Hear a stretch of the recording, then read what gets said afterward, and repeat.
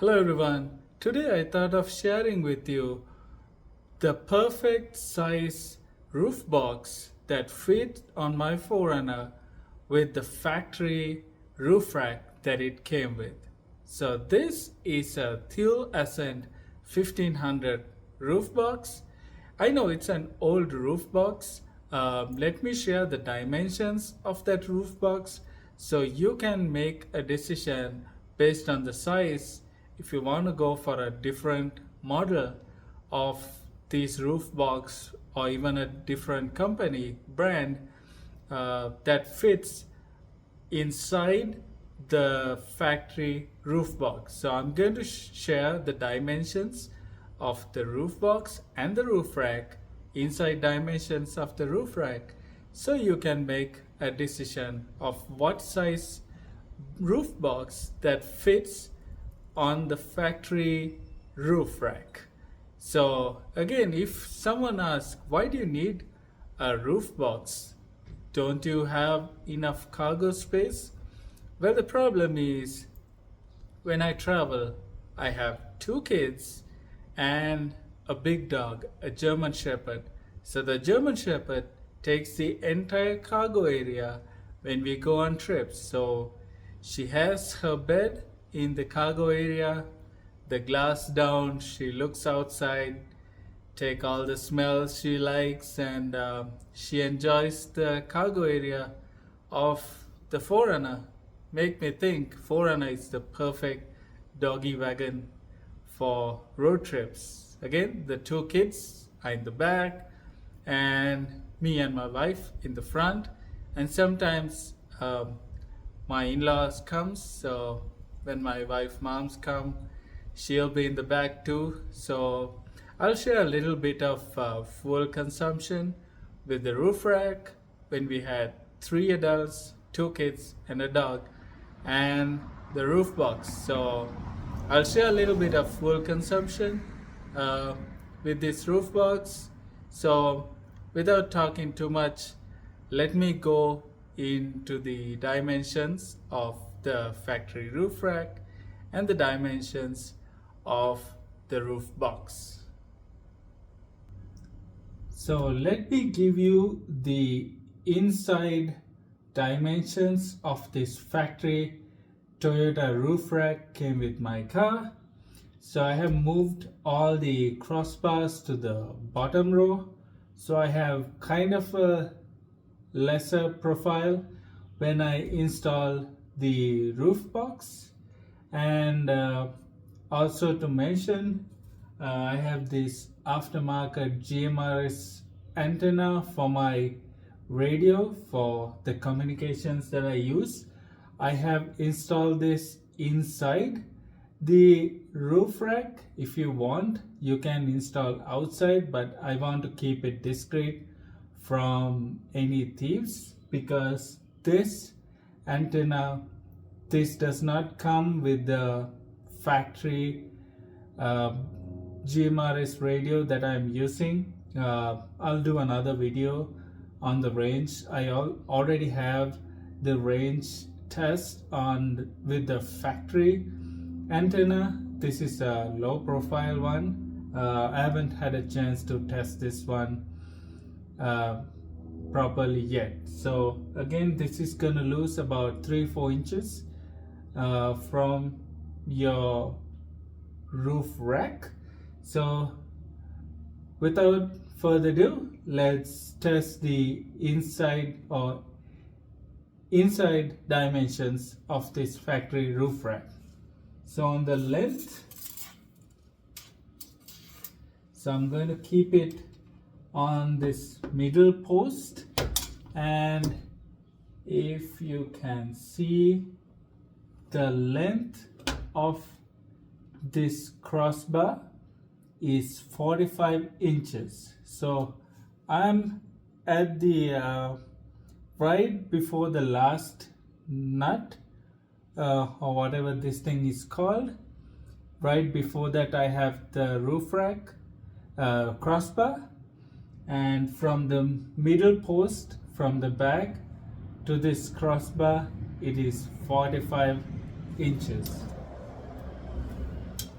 And let's test the width of this.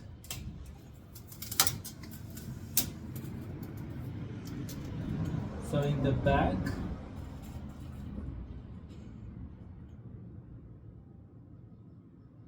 it is about 36 and 3/4, just under 37 inches in the back.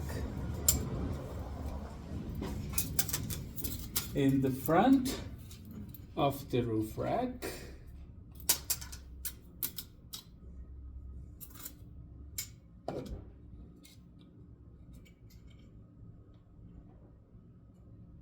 just under 39 inches of length. So that's the interior or inside dimensions of this roof rack. Oh, let me do a height dimensions if anybody is interested on that.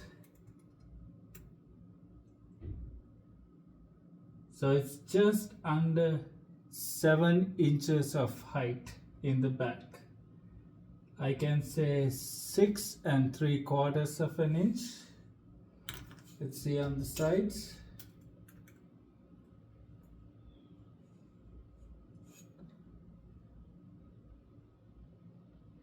It's about 7.5 inches on the side. So that's the interior dimensions. Let me show you the dimensions of the roof box. So since it's an old roof box, you can get another roof box similar to that size. When you install the roof box, something you have to remember is the height entrance. When you go on a parking garage or something, please consider the height of your vehicle to the entrance. For example, this is my garage at home. Let me get some measurements. So if you can see, to this rubber beading or whatever that is, it's about 82 inches, and to this wood piece, it's about 83 inches in height. And with the stock suspension on my 4Runner, with my roof box, I only have 3.5 inches to this rubber piece and 4.5 inches to this wood piece. So 3.5 inches I'm gonna touch this rubber piece, and 4.5 inches I'll be hitting this wood. So be careful of the height. So if you are lifted, you are in much more trouble than me. So let me show you the measurements of this roof box. Again, this is a older Theo Ascent 1500 roof box. Let me first show the interior space with my little tape. So inside it's about 33 3/4, almost 34 inches in width, and on the length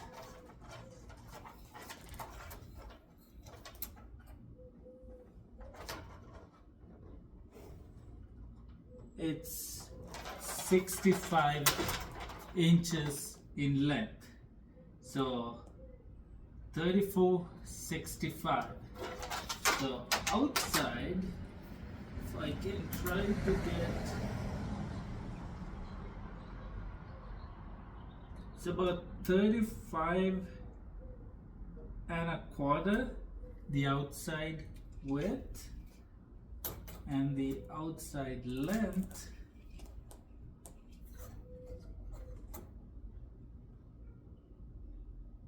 it's about 68 and a half. I will share the dimensions from the website. So this is roughly the measurements I have. So again, this is an older box. You can find an equally measured model, whether it's from Teal or any other roof box. This is just for reference how wide and long this is. Alright, so now I'm going to show you how I install the roof box into this factory roof rack. It's kind of a little comedy show for my neighbors, but they're used to it. So this is what happens on every trip that I do. I have my roof box like so. I'm gonna put it on that roof rack. I'm a very tall guy. I'm 5 feet and 5 inches. So this is how I do it.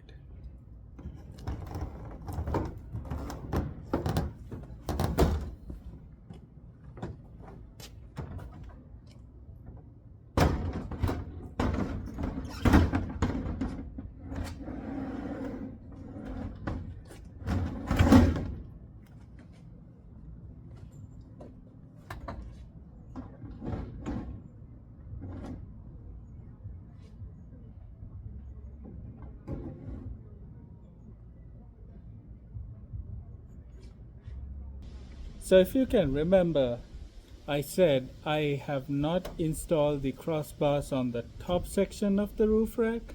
I have installed the crossbars on the bottom section of the roof rack. Doing so, I have barely enough space to open the lock, squeeze my hands inside, and to open the box. And then from inside, we're going to install this factory lock mechanisms that came with the roof rack. I'm sorry, the roof box.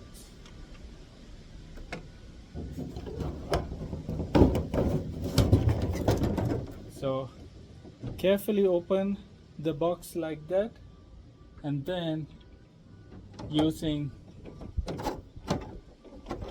the places that is given from the roof rack, you put these locking things into the roof box that ties onto the crossbars. So here's the close-up look of the sections that you use to install the locking mechanism of the roof box. So you turn clockwise to tighten this and counterclockwise to open this, and you can move this depending where your crossbars are. So right now I'm in full open position. Even with the crossbars at the lowest level, I still have a lot of space for these legs. When it is in full open position, my locking things are a little bit worn. You can see those rubber covers are worn now, but still works. So this is the full open position. So let me tighten it.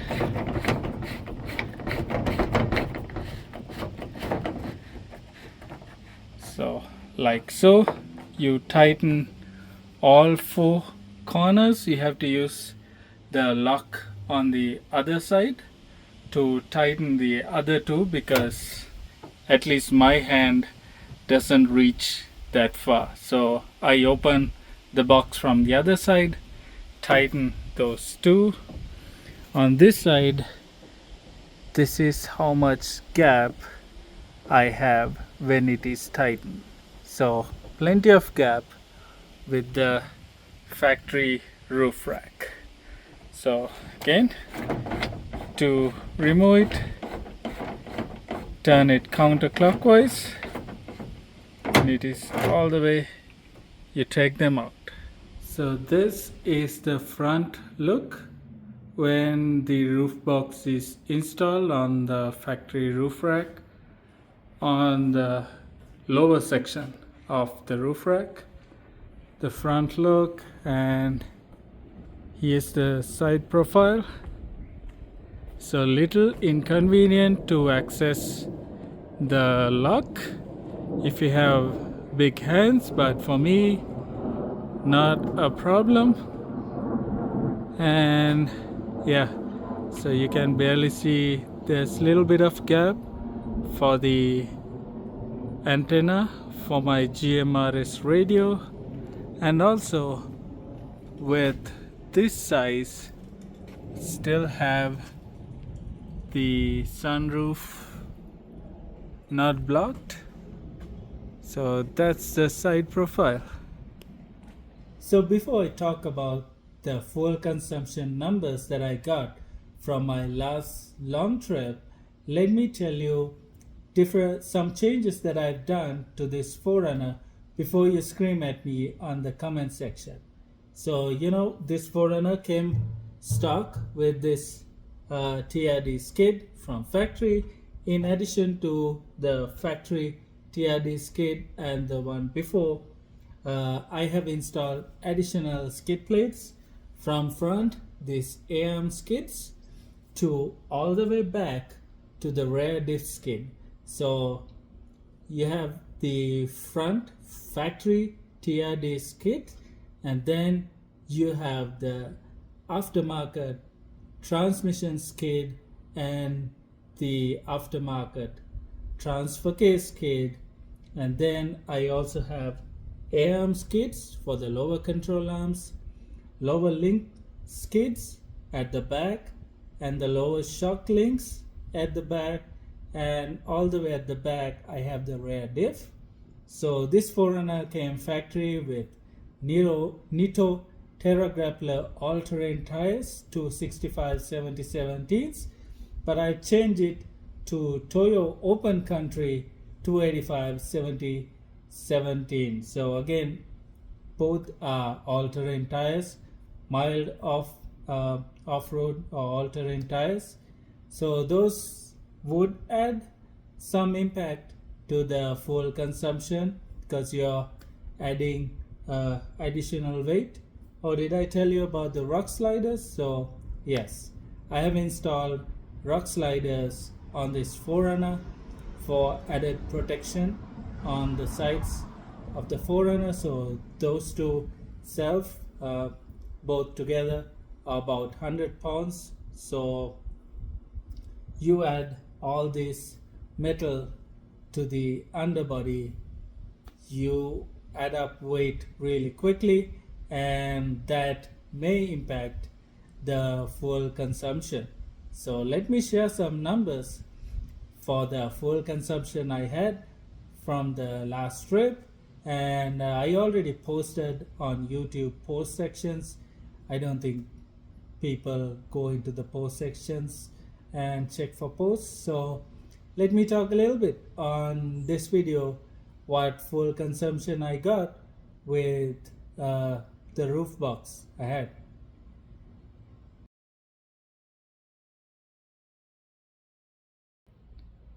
So let me talk a little bit of gas consumption that I had with this roof box. So I calculated the fuel expenses and the fuel consumption I did on the Memorial Day trip.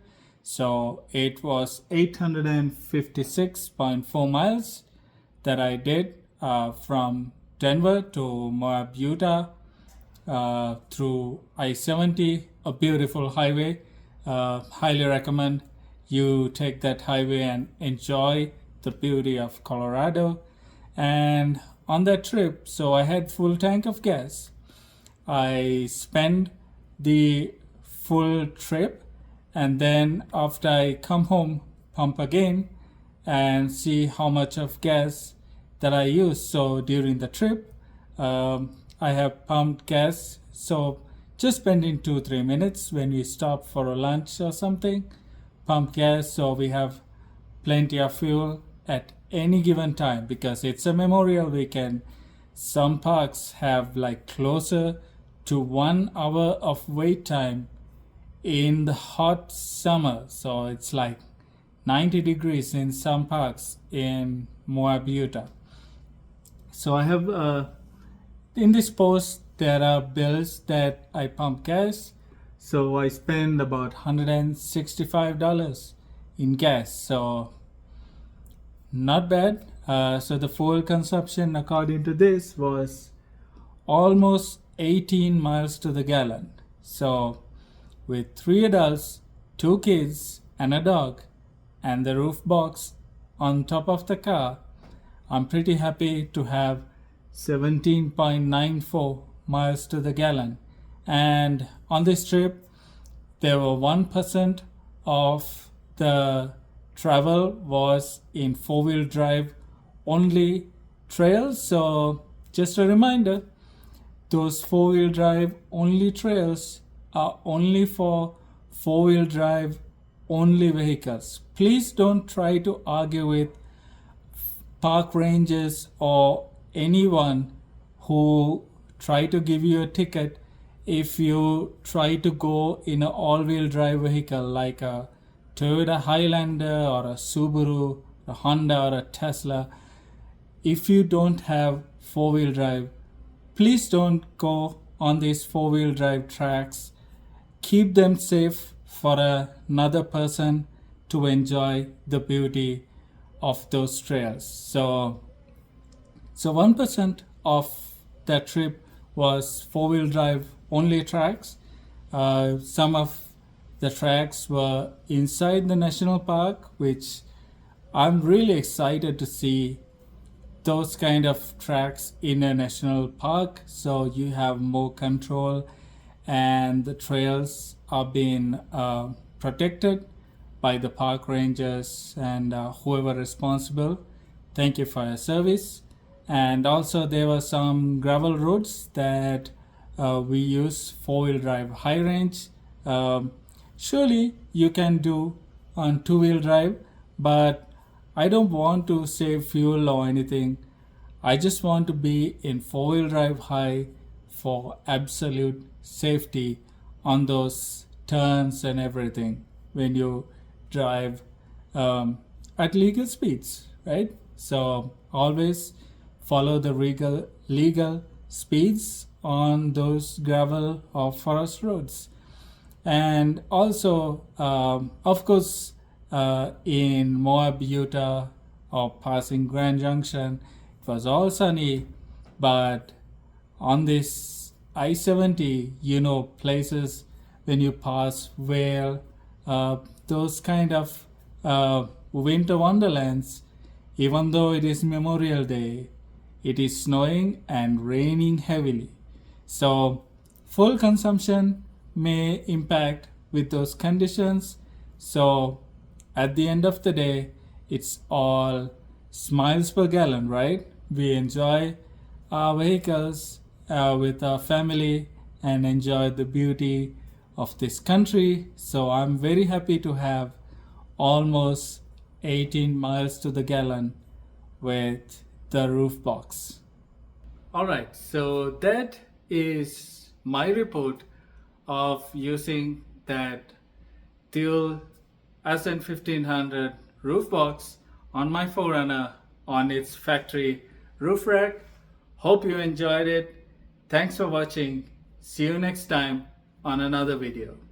Thanks for watching.